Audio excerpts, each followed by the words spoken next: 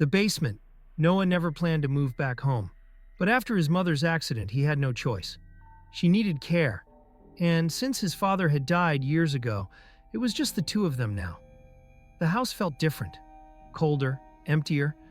And then there was the basement. Growing up, Noah had always been terrified of it. His mother never let him go down there, and his father had kept it locked.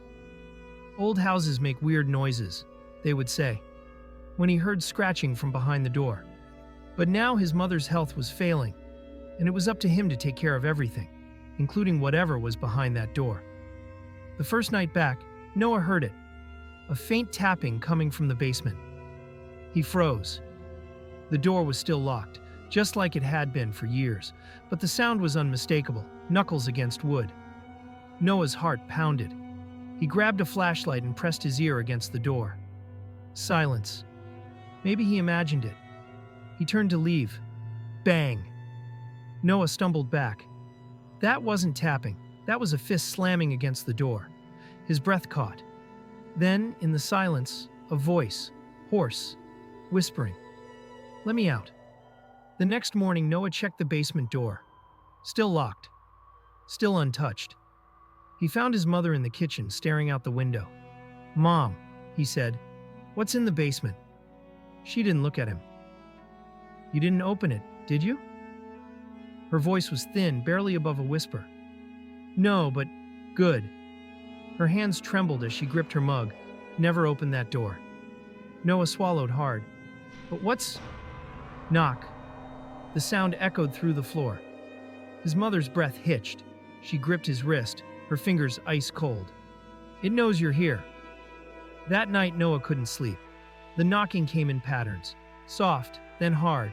Tap, tap, bang. He sat up in bed, staring at the ceiling. Tap, tap, bang.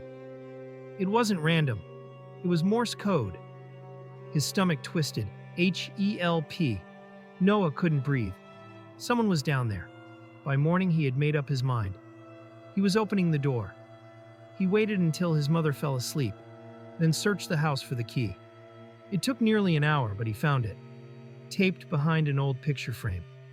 Noah stood in front of the door, key in hand. His heart pounded. He turned the lock. The door creaked open. The basement smelled of rotting wood and damp air. Dust floated in the flashlight beam as he stepped inside. "Hello?" His voice barely echoed. No answer. The room was empty. Shelves lined the walls, covered in dust. Boxes. Old furniture. And then, scratches. Deep claw marks ran along the wooden beams. Noah's stomach turned. Something had tried to get out. A sharp whisper cut through the silence.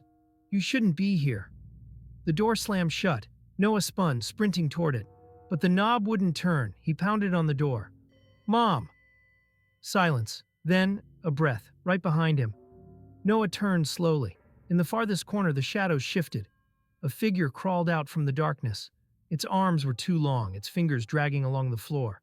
Its face was pale, stretched into something that wasn't human. And when it smiled, Noah finally realized it looked just like him. By morning, the house was empty. Noah's mother woke up, calling his name, but there was no answer. The basement door was open. And from the darkness inside, something whispered, "Let me out." Would you open the door? Don't forget to like, comment, and follow for more terrifying stories.